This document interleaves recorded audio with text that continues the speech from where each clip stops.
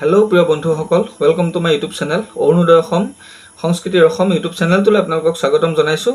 আৰু আজি এটা নতুন ভিডিঅ' আপোনালোকলৈ আগবঢ়াব বিচাৰিছোঁ। ভিডিঅ'টো খুবেই গুৰুত্বপূৰ্ণ আৰু বিশেষকৈ অসমৰ ৰাইজৰ বাবে, অসমৰ মহিলাসকলৰ বাবে খুবেই গুৰুত্বপূৰ্ণ ভিডিঅ'। আজিৰ ভিডিঅ'টোত মই আপোনালোকক দেখাম যে নতুনকৈ আপোনালোকে যদি অৰুণোদয় আঁচনি ফৰ্মখন ফিল আপ কৰিব বিচাৰে তেন্তে ফৰ্মখন কেনেধৰণে পাব বা ক'ত পাব বা ফৰ্মখন আপোনালোকে ক'ত জমা দিব লাগিব। নতুনকৈ আপোনালোকে যদি ফৰ্ম উলিয়াব বিচাৰিছে ফৰ্মখন কেনেধৰণে আপোনালোকে লাভ কৰিব। আজিৰ ভিডিঅ'টোত মই সম্পূৰ্ণ অৰুণোদয় আঁচনি 3.0টোৰ বিষয়ে আলোচনা কৰিম আপোনালোকৰ লগত। আৰু মই ষ্টেপ বাই ষ্টেপ ৱেবছাইট খুলি আপোনালোকক প্ৰতিটো কথা দেখাই যাম। তো আপোনালোকে ভিডিঅ'টো কোনো ধৰণৰ স্কিপ নকৰাকৈ চাই যাব, তেতিয়াহে আপোনালোকে কথাখিনি বুজি পাব আৰু আপোনালোকে ফৰ্মখন নিজৰ মোবাইলতে সহজতে উলিয়াব পাৰিব আৰু সম্পূৰ্ণ নটিচখন আপোনালোকে তাতে চেক কৰি ল'ব পাৰিব। তো প্ৰিয় বন্ধুসকল, দেৰি নকৰোঁ, আহক আমি ভিডিঅ'টো আৰম্ভ কৰোঁ। আৰু ভিডিঅ'টো আৰম্ভ কৰাৰ আগতে আপোনালোকক মই কাইণ্ডলি ৰিকুৱেষ্ট কৰিছোঁ যে মোৰ চেনেলত যিসকল নতুন আহিছে তেওঁলোকে মোৰ চেনেলটো ছাবস্ক্ৰাইব কৰিব আৰু কাষত থকা বেল আইকনটো দবাই ৰাখিব, যাতে মই দিয়া ভিডিঅ'খিনি সকলোতকৈ আপোনালোকে আগত পায়। আৰু ভিডিঅ'টো লাইক কৰিব আৰু ভিডিঅ'টো শ্বেয়াৰ কৰিব, যাতে সকলোৱে গম পায়। যিসকলে বৰ্তমানে গম পোৱা নাই তেওঁলোকে যাতে এই কথাখিনি গম পায় বা তেওঁলোকে অৰুণোদয় আঁচনিৰ ফৰ্মখন ফিল আপ কৰিব পাৰে বা অৰুণোদয় আঁচনিৰ নতুন 3.0 আঁচনিৰ বিষয়ে তেওঁলোকে সম্পূৰ্ণভাৱে জানি লয়। তো বন্ধুসকল, দেৰি নকৰি আহক আমি ভিডিঅ'টো আজি আৰম্ভ কৰোঁ। হেল্ল' প্ৰিয় বন্ধু বান্ধৱীসকল, আহক আজি ভিডিঅ'টো আৰম্ভ কৰোঁ। আৰু ভিডিঅ'টো আৰম্ভ কৰাৰ আগতে মই আপোনালোকক এখন নটিচ দেখাব বিচাৰিছোঁ যে অৰুণোদয় আঁচনিৰ ওপৰত এখন নটিচ। গতিকে মই নটিচখন আপোনালোকক দেখাইছোঁ। ইয়াত প্ৰথমে দিয়া আছে, দেখিছেনে, বৈশিষ্ট্যসমূহ। তো ইয়াত দিছে আৰ্থিকভাৱে দুৰ্বল পৰিয়াললৈ মাহিলী 830 টকাৰ আৰ্থিক সাহায্য। পৰিয়ালৰ দ্বাৰা নিৰ্বাচিত মহিলাগৰাকীৰ নামত এই সুবিধা প্ৰদান কৰা হ'ব। হিতাধিকাৰীৰ বেংক একাউণ্ট প্ৰত্যক্ষ হস্তান্তৰ প্ৰক্ৰিয়াৰে ধনৰাশি জমা কৰা হ'ব। প্ৰথম পৰ্যায়ত ৰাজ্যৰ প্ৰায় 19 লাখ হিতাধিকাৰীক সাঙুৰি লোৱাৰ লক্ষ্য। আৰু যোগ্যতাখিনি ইয়াত দেখাইছে যে আবেদনকাৰী অসমৰ স্থায়ী বাসিন্দা হ'ব লাগিব, বৰ্তমান অসমত বসবাস কৰা হ'ব লাগিব, পৰিয়ালৰ মুঠ বাৰ্ষিক আয় 2 লাখ টকাতকৈ কম হ'ব লাগিব আৰু আবেদনকাৰীৰ বেংক একাউণ্ট থকাটো বাধ্যতামূলক। অগ্ৰাধিকাৰ লাভ কৰিবলগীয়া পৰিয়ালসমূহ, মানে এইখিনি যোগ্যতা আৰু এইখিনি বৈশিষ্ট্যৰ ভিত্তি কৰিহে আপোনালোকক অৰুণোদয় পইচাটো অসম চৰকাৰে দিব। আৰু আটাইতকৈ মন কৰিবলগীয়া কথা যে অৰুণোদয় ফৰ্মখন আপোনালোকে কেনেধৰণে পাব। অৰুণোদয় ফৰ্মখন পাবলৈ হ'লে আপোনালোকে কি কৰিব লাগিব, মোৰ ৱেবছাইটত গৈ আপোনালোকক ষ্টেপ বাই ষ্টেপ প্ৰতিটো বস্তু দেখাই যাম। তো ভিডিঅ'টো কোনো ধৰণৰ আপোনালোকে স্কিপ নকৰাকৈ চাই যাওক। তো মই আপোনালোকক ষ্টেপ বাই ষ্টেপ দেখাই যাম। তো তেতিয়া কথাখিনি আপোনালোকে ভালদৰে বুজি পাব আৰু আপোনালোকে ফৰ্মখন ল'বলৈও সহজ হ'ব বা পিছত আপোনালোকে ফৰ্মখন ক'ৰবাত জমা দিবলৈও আপোনালোকৰ সুবিধা হ'ব। তো ইয়াতে চাওক গাইজ, মই মোৰ কম্পিউটাৰ যিটো ক্ৰোম ব্ৰাউজাৰ হয়, ক্ৰোম ব্ৰাউজাৰটো খুলি লৈছোঁ। ইয়াতে চাব, ইয়াতে চাওক, এইটো এটা পেজ হয়, Arunodoi Assam apply process, beneficiary list and transaction status. তো scheme name Arunodoi, beneficiary 26 lakh, আপোনালোকে নিশ্চয় দেখিছে ইয়াতে। তো মই আপোনালোকক দেখাই গৈছোঁ, এইটোৱে হৈছে অৰুণোদয় আঁচনিৰ মূল স্কিম। তো ইয়াতে এপ্লিকেশ্যন প্ৰচেছটো আপোনালোকে নিশ্চয় দেখা পাইছে যে অফলাইন।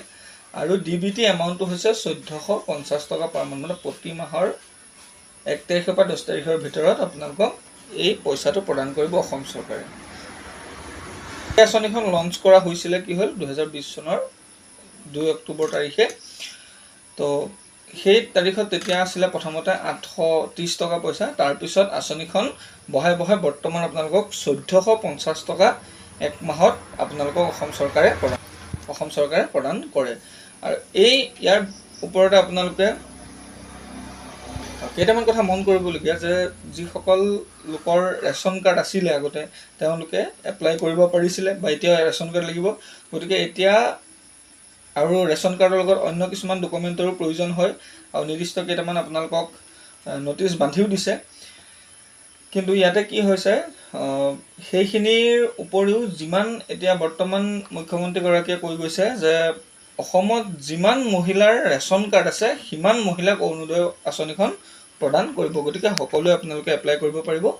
আৰু সেইবাবে তেওঁলোকে অসম চৰকাৰে কি কৰিছে, অৰুণোদয় আঁচনিখনৰ যিখন ফৰ্ম হয় সেই ফৰ্মখন আপোনালোকক ৱেবছাইটত এৰি দিছে। আৰু সেই ৱেবছাইটৰ যোগেদি আপোনালোকে অফলাইন ফৰ্মখন প্ৰিণ্ট কৰি লৈ আপোনালোকে নগৰ স্থানীয় সংস্থা বা গাঁও পঞ্চায়তত দাখিল কৰিব পাৰিব।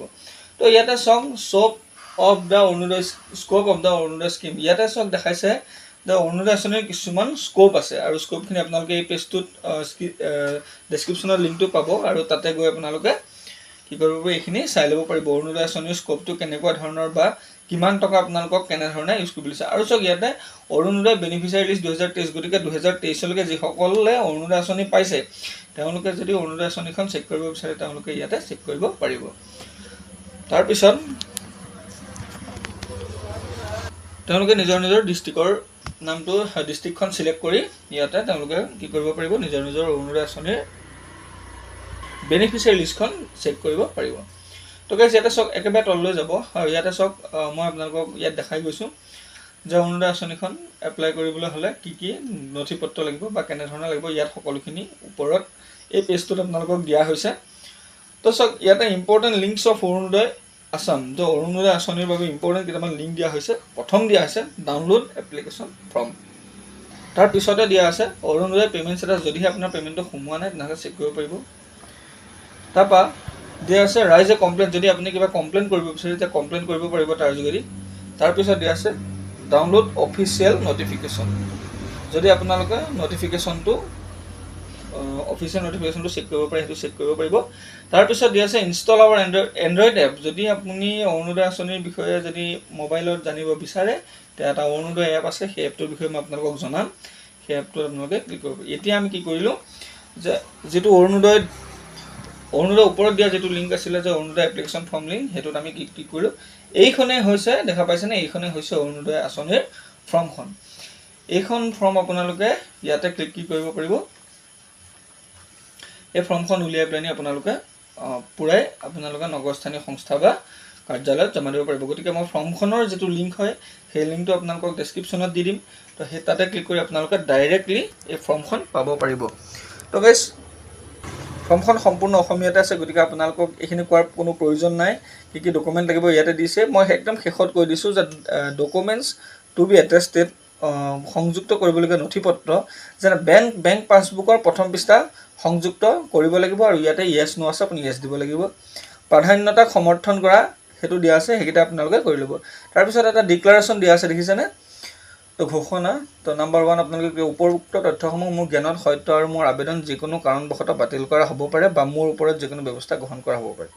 তাৰ 2 নম্বৰটো দিয়া আছে মই অসম চৰকাৰক মোৰ দ্বাৰা প্ৰদান কৰা তথ্য প্ৰয়োজন অনুসাৰে শুধৰাবলৈ বা এই আঁচনিৰ জৰিয়তে চৰকাৰী কাৰ্যাৱলীৰ বাবে উপৰোক্ত তথ্যসমূহ ভাগ বতৰা কৰিবলৈ সন্মতি প্ৰদান কৰিছোঁ। গতিকে এইটো আপোনাৰ নিজৰ ঘোষণা হ'ব, ইয়াতে আপুনি টিক মাৰ্ক কৰিব লাগিব, তাৰপিছত নিজৰ চহী মাৰিব লাগিব। আৰু ইয়াতে এটা আটাইতকৈ ডাঙৰ নটিছ যে অনুগ্ৰহ কৰি এই আবেদন পত্ৰখিনি ছপা কৰি উলিয়াই নগৰ স্থানীয় সংস্থা বা গাঁও পঞ্চায়তত দাখিল কৰক। গতিকে আপোনালোকে ইয়াতে এতিয়া কোনো ধৰণৰ ৰৈ থাকিব নালাগে। এই ফৰ্মখন আপোনালোকে যদি পায় আপোনালোকে প্ৰিণ্ট কৰি উলিয়াই লৈ ইয়াতে দিয়া ধৰণে আপোনালোকে এই ফৰ্মখন ফিল আপ কৰি দিব পাৰিব, বাকীখিনি অফিচে কৰিব। তো গাইজ এই ফৰ্মখন আপোনালোকে যিকোনো অৰুণোদয় কেন্দ্ৰ বা যিকোনো কম্পিউটাৰ দোকান বা নিজৰ মোবাইলতে আপোনালোকে PDF-টো ডাউনলোড কৰি ইয়াতে আপোনালোকে ফৰ্মখন উলিয়াই আপোনালোকে জমা দিব পাৰিব। তো গাইজ আজিৰ ভিডিঅ'টো আপোনালোকলৈ ইমানেই আছিলে। যদি ভিডিঅ'টো ভাল লাগিলে তেতিয়াহ'লে ভিডিঅ'টো লাইক কৰি